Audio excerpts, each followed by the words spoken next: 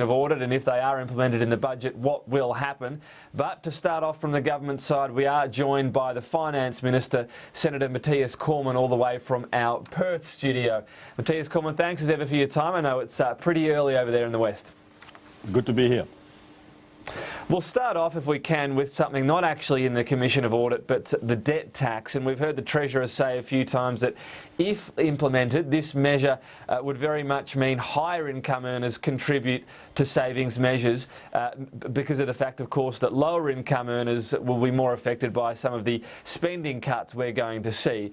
That's your way of sharing the budget pain, you've been saying. Well, that's exactly right. So the Commission of Audit is recommending a whole series of structural reforms and structural savings to bring our spending growth trajectory under control over the medium to long term. But we do have an immediate problem. There is an immediate and short-term need for a special effort to get us into a stronger starting position to repair the budget. Now, if we were to impose 100% of that effort on the spending side, then inevitably the only people that would be impacted are lower income people who receive government payments. I mean, you can't reduce the growth in government payments in relation to people who don't receive any government payments. So our commitment and our objective is to share the additional special effort as fairly and as equitably as possible. We're mindful that higher income earners already pay a lot more tax. However, given that there is a special additional effort required in order to deal with Labor's legacy of deficits and debt, the only fair and equitable way of doing so is by also considering some well-targeted, time-limited measures through the tax system. Is it also, though, fair and equitable to make those measures targeted at high-income earners temporary, as Tony Abbott has said, but the spending cuts presumably a lot more long-term? That doesn't seem to be actually sharing that pain. Well, I mean, over the long term, what we need to ensure is that our spending growth trajectory is consistent with our revenue growth trajectory. Governments can't continue to spend more than we raise in revenue. So clearly we've got to bring those two trajectories in line. And in fact, we ought to raise slightly more revenue than we're spending in order to ensure that we've got a small buffer over the medium to long term, which is why our commitment is to get us into a position of a surplus of 1% as a share of GDP by 23-24. Right, the problem right now. Just specifically to that point, sorry, Mathias Cormann, you're saying that those higher income earners will have to share the pain, but only temporarily. The spending cuts that will affect lower income earners, they're permanent or much more long term. Well, that is not what I'm saying. What I'm saying is that there will be structural reforms of the budget, there'll be structural savings in the budget, and there'll be things that are fair and equitable over the medium to long term. But in terms of the immediate effort, clearly, if we want to be able to make an immediate effort in order to get ourselves in a stronger starting position to repair the budget, then clearly we've got to look at both the spending and the revenue side in an appropriately well-targeted fashion. Okay, there are also moves afoot, of course, to increase the retirement age and thus the pension age. That's all but been confirmed by, or has been confirmed by Joe Hockey. Wants to essentially keep people working. But why not also look at taxing superannuation payouts for those earning $1 million or more in superannuation? That would be a big item, would it not, for the government? Well, I mean, very clearly we live longer, and as such, we will have to work longer. And I mean, the previous government extended the pension age to 67. We are proposing to extend that slightly further to 70 by 2035. So the important point here is this will not impact on people that are on an age pension today or that are about to go into an age pension. This is very much a long-term reform. Now, as far as superannuation is concerned, what we've said in the lead-up to the last election, it's very important for people who are saving to achieve a self-funded retirement, so they do not have to rely on the age pension, to have policy stability, to have stability in regulatory settings, which is why we've made a commitment not to make any unexpected detrimental changes to superannuation in this first term of government. I mean, to what extent there is a need for more medium to long-term reform, well, that'll be part of the taxation white paper discussion. Right, but when it comes to what you've alluded to there about being an election promise, the debt tax would appear to quite clearly break one of them. Is the superannuation part the reason you don't want to break that promise, perhaps, is you really see a lot of those people that could be affected by changes to taxation there being traditionally mostly Liberal supporters? Well, let's just, I mean, you'll have to see what's in the budget before you make, come to conclusions in relation to, our election commitments. Our focus very much is on keeping the commitments that we made in the lead up to the last election. We're committed to keeping our election commitments, and we're working very hard through the Expenditure Review Committee process to ensure that we are implementing savings and necessary reforms in a way that is consistent with the commitments that we made in the lead up to the last election.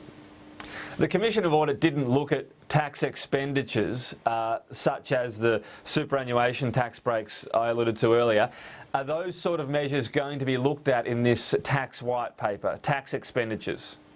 Well, I mean, firstly, you're right. The Commission of Audit's job was to look at spending right across government in order to ensure that government spending is as efficient and as well targeted as possible. And they've come back with a series of recommendations to address the unsustainable spending growth trajectory that we've inherited from the previous government.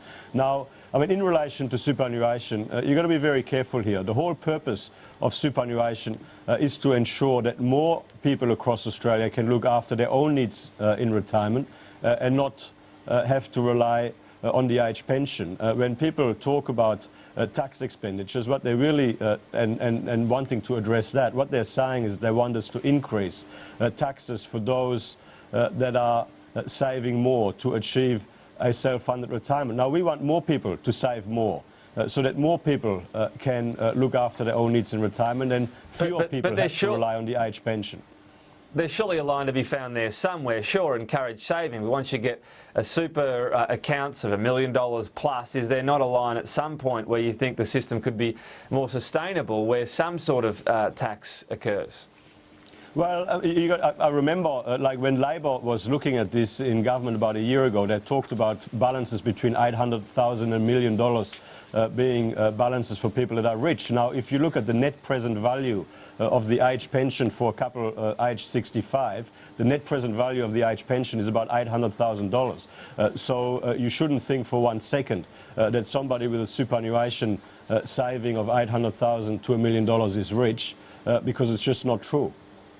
Okay, a couple of broader questions for you. Do you think voters are ready to see an end to universal health care? Well, look, we are committed to maintaining and continuing to build a world-class health system. In terms of the specific budget measures, obviously you'll have to wait until the second Tuesday in May. But the challenge for Australia is to ensure that we are able to continue to fund sustainably the world-class health system that we have come to expect and that people would want to continue to be able to benefit from. That's our focus. Is that something you'd be comfortable with, though, or you're ready to at least, have this conversation on universal free healthcare isn't sustainable? Well, look, in the lead up to the last election, we made very clear commitments, and the commitment was that we would keep the funding envelope in place for health that we've inherited from the previous government over the then forward estimates. Now, within that, we're focused on making sure that spending on health is as efficient and as well targeted as possible in an effort to ensure that the world-class health system that we have here in Australia continues to be affordable for taxpayers and for patients over the medium to long term, so that our children and our grandchildren can continue to benefit from a world-class health system and that they don't have to suffer the consequences because we have spent too wastefully today and have made it more difficult for world-class health to be funded into the future. Okay, on the theme again of conversations we need to have, do you think one of those at a conversational level, I'm not asking you to preempt the budget, but to talk about the fact that one day perhaps there might need to be an assets test on the family home when it comes to the aged pension, or is that something you just don't want to be talking about with voters?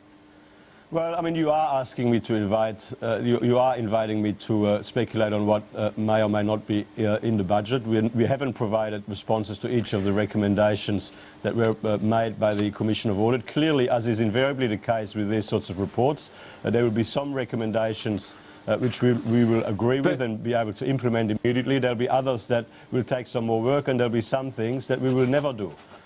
Sure, but there have been indications at least of areas generally, principles that the government says, let's talk about this.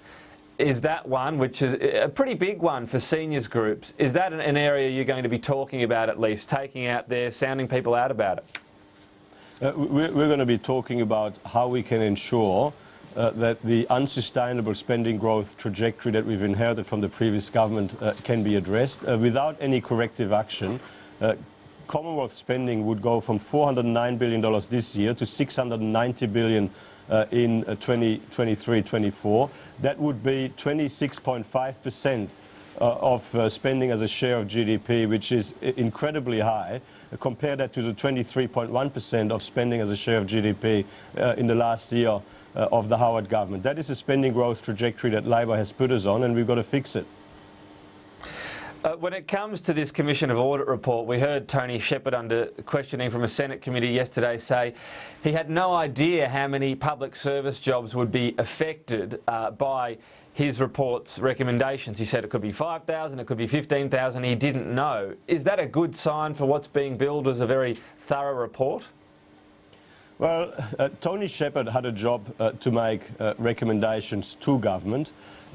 Obviously, the government has been going through a careful, methodical process, assessing the recommendations, assessing the implications of the recommendations, both in terms of how much can be saved and what any other effects would be. And of course, our judgments and our final conclusions in relation to all these matters will be reflected in the budget. Now, I just remind you here that the commitment we made in the lead up to the last election was to reduce the size of the public service by 12,000 through natural attrition. That effort was hampered somewhat through the secret cuts that Labor initiated in the dying days of the government when they initiated cuts of 14,500 people in the public service. But you'll just have to see what is in the budget before you can ask me some further questions on this. Well, just specifically, though, I'm asking about the report and the way it's compiled. Would you not expect part of what's been recommended here to have a firmer grasp on exactly how many workers this could affect? Well, I mean, the work that the Commission of Audit did was very much focused on, how best to ensure that government spending is as efficient and as well targeted as possible. The job on what all of the effects and downstream consequences are is really the job of the government, which we are currently doing, which we've been doing for the last few months. Okay, we might move on just finally, Mathias Cormann, to this cancelled trip by the Prime Minister to Indonesia. Now, the official line that we've been given is that Tony Abbott is too busy at this time to make this trip. It was much anticipated, given we're trying to restore relations in the wake of those spying allegations. Now, they happened under Labor, but they are something the government's trying to fix or mend nonetheless. This official reason of too busy because of the budget period. We always knew when the budget was going to be handed down. The other reports, of course, we're getting is there's been an on-water operation, an asylum seeker boat turned around, and that would cause embarrassment for Indonesia if that happened during Tony Abbott's visit. That seems to me a pretty clear sign that this policy is something that jars with Indonesia. The Prime Minister is very keen to visit Indonesia and to visit President Yudhoyono. President Yudhoyono is a great friend of Australia, but we are 1.5 weeks away from the budget, and there is a lot of work to be done in Australia over the next 10 days. Now, I mean, this is not a trip that has been on the table as a proposed trip for a very long time. The Prime Minister will go to Indonesia as soon as possible when it is mutually convenient for both Indonesia and for Australia. So just on that reason, what do you expect voters to conclude from the line that it's too busy? It's a pretty rare reason given for these international trips, isn't it? Well, no. I mean, the Prime Minister is, obviously very focused on his responsibilities here in Australia, 10 days out from our first budget. I don't think that there is anything unusual or remarkable about this. This is entirely unremarkable. What's remarkable, surely, is how long this budget. We know the budget's. We knew a long time ago when the budget was going to be. So why organise the trip at this time? Well, I don't believe that we organised the trip. I think that there was a proposition that the Prime Minister might want to go to Indonesia. There was an invitation, and the Prime Minister is very keen to travel to Indonesia. Our relationship with Indonesia is very important, and President Yudhoyono is a very good friend of Australia, and very soon, no doubt, the Prime Minister will travel to Indonesia. But right now, 10 days away from the budget, our first budget, there's a lot of work to be done in Australia, and we're very confident that our friends in Indonesia understand that. Okay, well, I know you have plenty of work as well to do on this budget, Mathias Cormann, so I appreciate your time this morning on Saturday Agenda all the way over there from Perth. Always good to be here.